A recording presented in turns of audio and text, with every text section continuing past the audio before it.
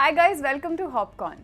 आज मैं बात करने जा रही हूँ of a film that's neither a feature nor an animated film.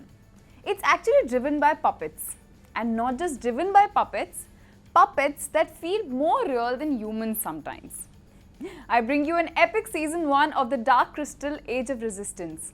Take a look.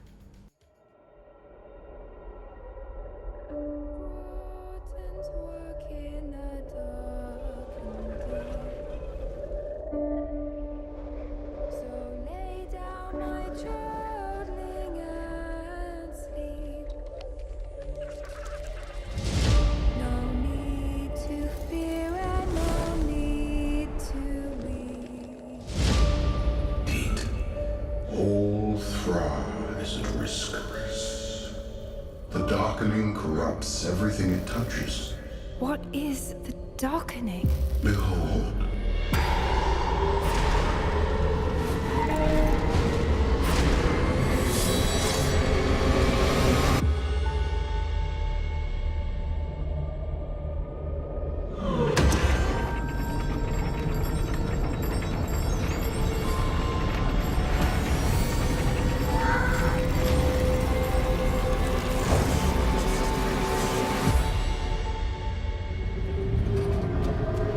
I see many endings lay before us.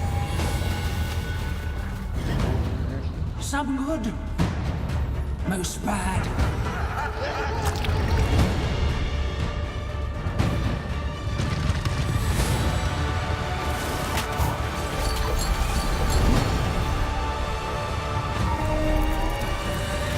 What have the Skeksis done?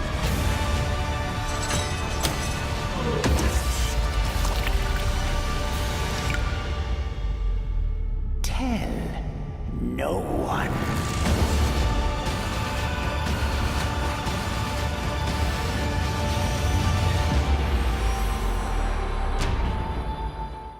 The series The Dark Crystal: Age of Resistance builds on everything that makes the film great, and it has the potential to become a classic in its own right. It's a prequel to the 1982 Jim Henson film The Dark Crystal. The Dark Crystal, set on the dying world of Thra, follow two gelflings, the last survivors of a small elfin race on a quest to restore a crystal power source that was corrupted by a malevolent bird-like race known as the Skeksis. Age of Resistance, which released its 10-episode first season on August 30th, is set before those events. The Gelflings are a thriving society of disparate clans loyal to the Skeksis, but are stirred to action when they learn that the Lords of the Crystal are killing Gelflings to extend their own lives. While the show uses much of the world building and some of the plot points of J.M. Lee's prequel novels, the show has its own protagonist and structure. The story beats will still feel familiar though, given how closely they follow the Lord of the Rings formula. To defeat a terrible evil, reluctant heroes must put aside their differences and band together, find unlikely allies, gather lost lore and weapons, and overcome betrayal. Join me, so we may finally unite as one against our true foe, the Skeksis. We are eternal! Resistance is forming.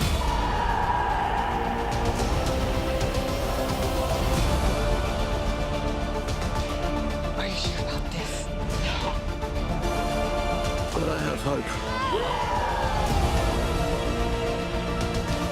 Behold the power of the darkening! The similarities are particularly strong given that the Gelflings' short stature and love of music makes them feel distinctly Hobbit-like. The heroes seem unfortunately bland because of the fidelity Jim Henson's creature shop paid to the original puppets and their largely unexpressive faces. While the designers strove to distinguish them with a wide variety of complexions, clothing, hairstyles befitting their clans and status, the structures feel indistinct in the early episodes. The Skeksis General Skek-Ung, Benedict Wong of Doctor Strange, lampshades the issue by complaining that he can't tell the show's three Gelfling princesses apart, which is actually kind of true if you see it. Still, the first season's best hero isn't a Gelfling. but a potling, a member of an even more diminutive race that the Skeksis uses as servants. The aspiring podling paladin Hup is only barely capable of communicating with his travelling companions, but he gets by with a heavy dose of expressive charm and by blowing loud raspberries whenever he's displeased. Any distinctive qualities the heroes lack is more than made up for by the show's villains. Literar has assembled an incredible cast to play the Skeksis, who alternate between hatching monster schemes, bickering with each other, and luxuriating in the pleasures their rule has brought them. Simon Pegg voices the manipulative Skeksil, the Chamberlain, so well that his portrayal is practically indistinguishable from Barry Dennon's version in the original film. That's no small feat, okay, considering how much of the character is built on distinctive vocal tics and a sing-song tone that manages to be both comical and ominous. Mark Hamill's voice for the Skektak the Scientist is just a few steps removed from the one he's used for various iterations of Batman's nemesis, the Joker. The similarity is particularly clear in the Skektak's frequent bursts of maniacal laughter. Andy Samberg absolutely steals an entire episode as a Skeksis heretic who shares the secret history of the world with the Gelflings through a mix of opera and puppetry.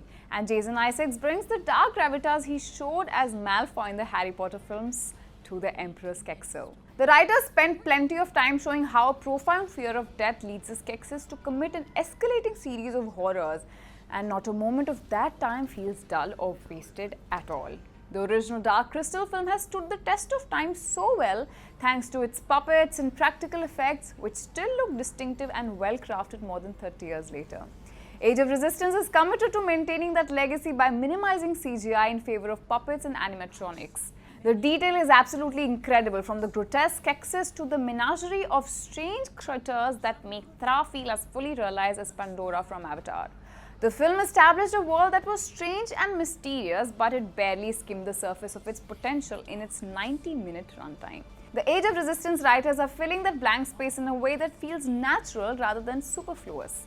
They've invented past conflicts, expanded the roles of characters from the film, and built a nuanced social structure for the Gelflings that helps explain how the Skeksis came to power and maintained their grasp on Thra for 1,000 years. The writers have also created numerous minor touches that add to the character of the world, like beautiful, somber rituals for the choosing of a new Gelfling leader, a way of mourning that still embraces the show's central philosophy that death is a necessary, important part of life. One of the most remarkable feats of building on the source material comes from the show's use of dream fasting, a Gelfling ability to share memories through touch. In the Dark Crystal, it was used to quickly share backstories in a visual way and to build fast intimacy. Age of Resistance expands considerably on the idea, exploring the ways dream fasting would affect society, from letting couples relive their favorite moments together to a leap of faith that allows strangers to move past possible social deceptions. So much thought went into the ability that the writers even had the Chamberlain show his cleverness by coming up with a way to undermine the power. Yes, all this world building has the potential to feel terribly depressing for film viewers who already know the fate in store for the Gelfling people. But one of the series' many clever twists makes it clear that Age of Resistance isn't a typical prequel, and that the writers aren't entirely bound by the film's events. It's just another sign that the series creators understand why viewers would want to return to the Thra and know just how to keep them there.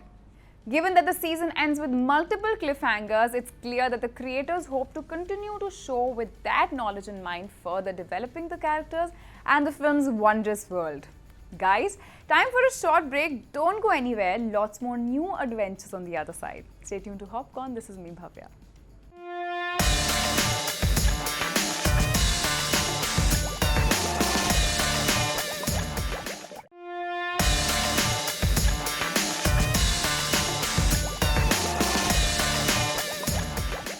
Hi guys, welcome back to an exciting HopCorn adventure where I just introduced you guys to the dark world, and guess what happens when I show you all these wonderful films and shows you can binge watch in the world. Falling in love. You do fall in love, mate. We all do. Take a look at Just the Same. What can we get you? Directions to Bellbird Valley Farm. I'm the new owner. In from America, right? I bet there's an intriguing backstory to your arrival. Well, after losing my job and my boyfriend in San Francisco, I entered a win-and-in contest. you've won an inn located in New Zealand. So, a 13-hour flight to Auckland and 3 bus rides later. I'm so sorry. I will pay for any of the damages. Well, this did put a big dent in my vehicle. Haha. I'm officially the owner of an inn.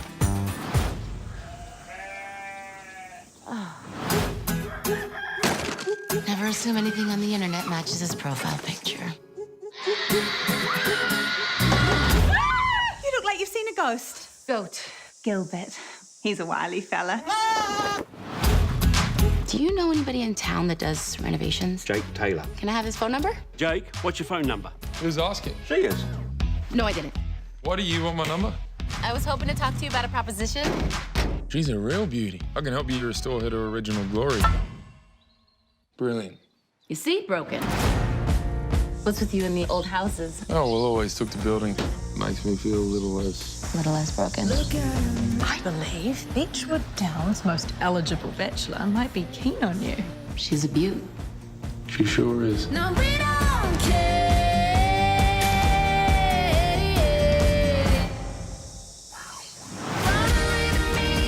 Hey, Chad. Diaz, guess what? I got a brand new job for you. I do have my real life to get back to. Oh, your real life. Seems to me you haven't told her how you actually feel. I'm guessing the universe has its own plans for things, eh? I like to imagine a fairy tale ending.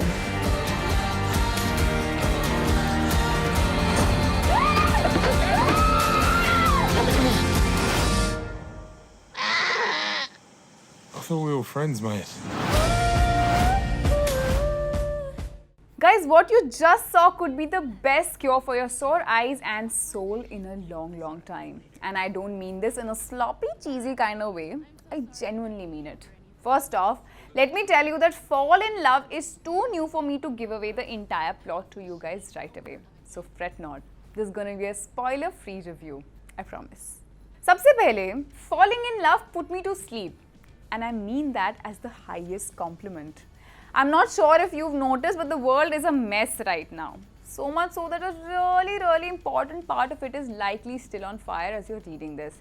The global economy is hanging in the balance, political tensions are unspeakably high, the safety of millions continues to be threatened by climate change, and oh yeah, we don't know how to fix any of it. Of course, the nightmarish state of affairs in 2019 isn't news, and turning to entertainment for comfort isn't a novel coping mechanism, guys. But something about Netflix's delightful tale of romance and home renovation feels particularly healing this summer weekend. And I enthusiastically recommend it as a film as an all-purpose solve. The rom-com follows Gabrielle Diaz, played by Kristen Milian, an eco-conscious designer with dreams of creating self-sustaining buildings in her hometown of San Francisco. When Gabriella's job and relationship fall apart in the span of a week, she drunkenly decides to enter an online essay contest, one that will give the winner a picturesque bed and breakfast in rural New Zealand to own and run as they see fit. Yes, as you might have guessed, Gabriella's name gets pulled and soon she's on a plane to check out the property she's just won. When she arrives, she's met by local contractor and all-around dreamboat Jake Taylor, played by Adam Demos, and the remains of what was once the inn of her dreams. Run down by years of neglect, the Bellbird Valley farm needs a lot of work. The plumbing and electricity are shot to hell, the paint is peeling so quickly you can practically see it happening on screen, and that's a goat. Yeah, there is also a goat that comes and goes, and presumably pees as he pleases. His name is Gilbert, and yes, he's a very good boy. Gabriella doesn't show what she's going to do about any of it, but Jake is more than willing to help her as a business partner. Or maybe more. Maybe more. Right around then is when I fell asleep. Don't get me wrong. I was really enjoying falling in love. And I continued to enjoy it the next morning when I woke up. But in that moment, the predictable pacing of what felt like a familiar love story sent me off to a warm and safe snooze. There's just something about watching two good people try to do a really good thing that is, well, good. Supporting performances by Jeffrey Boyer Chapman, Anna Julian and Claire Chitman are similarly enjoyable, even if you don't recognize those actors right off the bat. For your information, I'm fairly certain this is a debut for Annabelle and Mia, the two-part GOAT team behind Gilbert. One performance especially noteworthy has to be that of Gilbert, the GOAT, who lurks in closets like a creeper and wakes up Gabriella every morning by bleating in her face, is engineered to steal scenes, I'm telling you. You will laugh, the screenplay robots insist, or else. All in all, yep. Falling in Love has a decent shot at making you feel fantastic this weekend. Or at the very least, giving you the chance at a well-deserved nap, just like me. Falling in Love is now streaming on Netflix, guys. Go, please treat yourself to it. Please, you won't regret it. Guys, stay tuned to HopCorn for your daily dose of films and TV shows and whatnot. Time for a short break. I will be ripping an iconic film apart in What's That Void? You obviously don't have anywhere else to go. Stay tuned.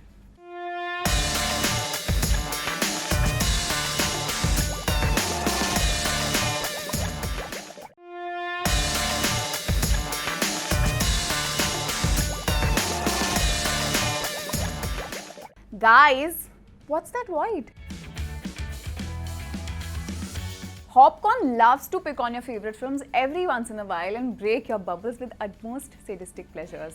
आज की film है the iconic 1997 की film Titanic, starring Kate Winslet as Rose and the poor 20-year-old Jack Dawson played by Leonardo DiCaprio. The mammoth success and brilliance of this film is unquestionable. However, the film had factual errors by the tons.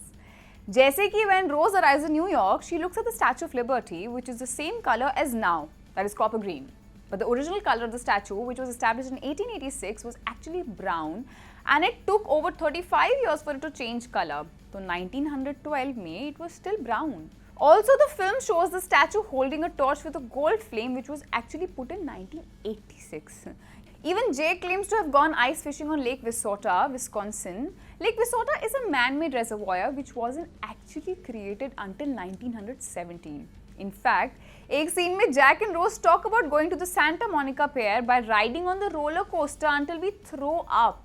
But the roller coaster was not built until 1916. I can go on and on like the titular song. But after putting cheetah on the daman of your favorite film, I have only one thing to say, guys.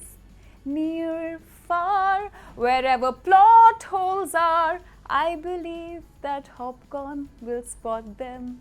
Go on.